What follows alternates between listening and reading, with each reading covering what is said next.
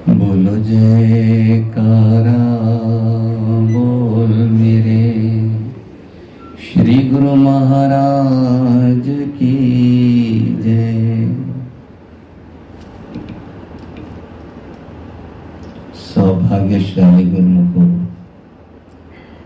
सभी गुरुमुखों के लिए हमारे प्राणधन श्री श्री 108 श्री हजूर सतगुरु दाता दयाल जी महाराज जी ने प्यार भरी शुभ आशीर्वाद फरमाई है।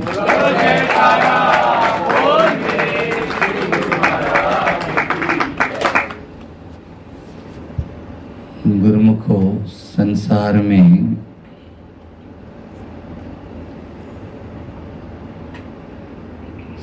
जन्म तो हर कोई लेता है, जीवन भी हर कोई गुजारता है, और इस संसार से विदा लेकर इस फानी तन को छोड़कर इस जग से हर कोई चला भी जाता है। लेकिन कुछ हस्तियां ऐसी होती हैं जो अगर देखा जाए तो वास्तव में जन्म मरण से तो न्यारे रहते हैं, मगर कुदरत के विधान को स्वीकार कर जन्म भी लेते हैं, विदाई भी लेते हैं, लेकिन वो सदा सदा के लिए जीवों के हृदय में अमर होकर एक मुकाम बना लेते हैं। इस मुकाम तक पहुंचने के लिए वो न केवल अपने तन से बल्कि अपने मन से सख्त जूझते हैं। जितनी बड़ी डिग्री अगर बच्चे को लेनी होती है तो उसे पता रहता है कि मुझे उस कदर पढ़ाई भी करनी पड़ेगी, समय भी देना पड़ेगा,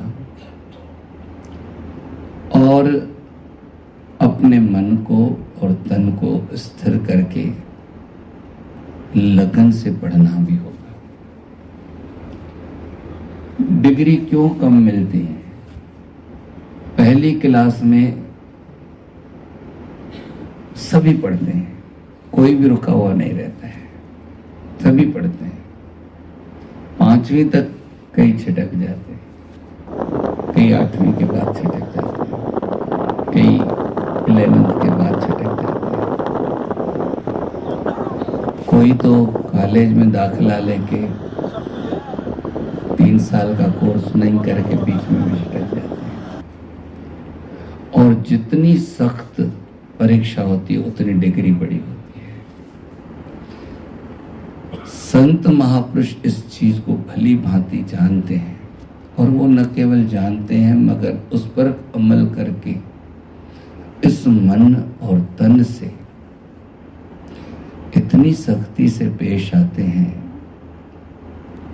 और इस मुकाम पर जहां आज हमारे परम पूजनीय दादी जी, जिनको भाई जी का चोला मिलता हुआ भी था, पर कई बार उन्होंने ना ना करते हुए अंत में आकर श्री सतगुरु दाता दयाल जी महाराज जी ने उन्हें साधु वेश भी दिया, लेकिन कहलाया अपने को दादी जी के नाम से उन्होंने।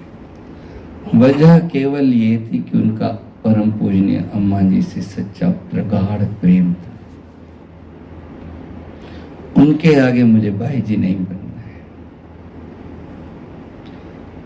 उनके आगे सदैव उनकी सिर्फ आज्ञा माननी। मैंने स्वयं कई बार देखा परम पूजनीय अम्मा जी का जो उनसे विशेष प्यार था वो तो था ही, मगर प्यार के साथ साथ कई बार अगर वो नाराज भी होते थे, हम डर जाते थे, लेकिन कभी उनके प्यार में लेश मात्र भी कमी नहीं आई,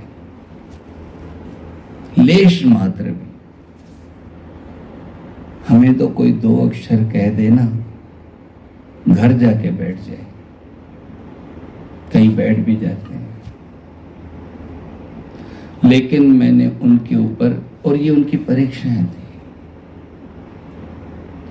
उसके बावजूद हम पूरे स्टाफ को उन्होंने परम पूजनीय अम्मा जी के प्रति जो श्रद्धा, जो आस्था, जो प्यार भरा, ये तभी संभव है जब वो दिल से उन्हें वैसा मानते थे। जो हम दिल से मानते हैं हम दूसरे को भी दावे से कहते हैं, जिसको हम दिल से नहीं मानते उसके लिए दावे से नहीं कहा जा सकता। उन्होंने परम पूजनीय अम्मा जी को ही अपना जीवन माना, जिसका एक बड़ा इतिहास भी है।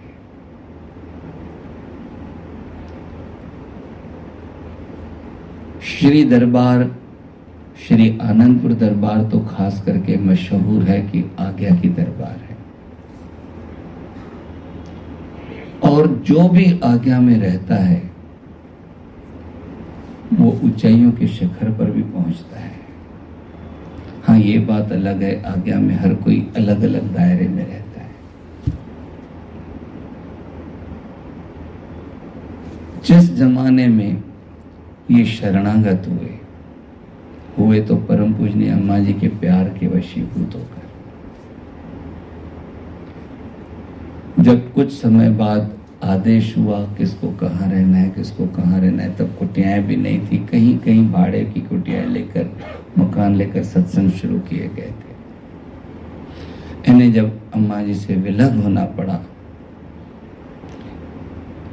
इनकी आत्मा रो पड़ी, मगर आज्ञा मानकर गए भी। चलते चलते इनको टीबी का एक भयानक रोग था, जो इतना प्रचंड रूप से, तीव्र वेग से इनके कोमल शरीर को क्षत विक्षत करके छोड़ दिया। पुणे के सासून हॉस्पिटल में एडमिट थे। डॉक्टरों ने परम पूजनीय श्रीमान साहब जी को बुलाया, जवाब दे दिया कि 2 दिन चले, 1 दिन चले, 4 दिन चले। श्री गुरु महाराज जी के पावन चरण कमलों में विनय की गई। श्री गुरु महाराज जी ने वचन फरमाए, इन्हें इलाहाबाद ले जाओ।